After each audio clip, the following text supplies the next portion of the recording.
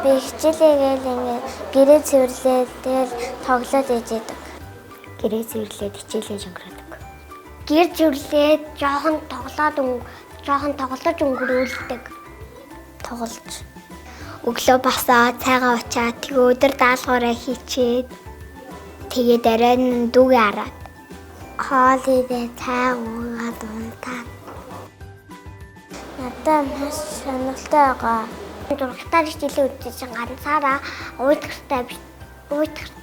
Том нэг гэрээр суулгаад тэгээд заах нь бас ашин тэгээс хичээлнэ. Энэ математик амар хурдан учраас тэрний хэцүү санагдчихэв. Манай дүү 3 настай миний хичээлийг хийлээдэг намайг зогтоогаад байдаг. Дургалтаар надад үзэх нь жоохон л хэцүү.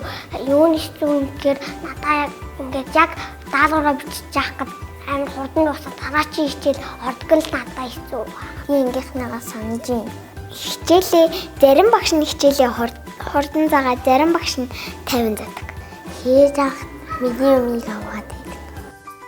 Ээжээсээ тусламж авч байгаа. Гэрээхнээсээ жоохон л тусламж авдаг. Ээж аав. Би нэг юм хэлчихв. Би хичээлээ ихтэй форм өмсөж хийдэг. Би хурдан хичээлдээ ормоор байна. Би ангидаа нэг хамтлаг нээсэн тэр ангийнхаа хамтлагын найзууд маш их санаж байна. Намайг харж ивэл аав ээжтэй туслаад сайн байгаарай. Хэдүүлээ удахгүй уулзнаа. Найзуудтай хичээлээ сайн хийгээд манай найзууд хичээлээ сайн хийдэг. Ээж авдаа туслаа хичээлээ сайн хийгээд сайн байгаарай гэж хичээл болохоор уулзъя. Тэгтээ юу?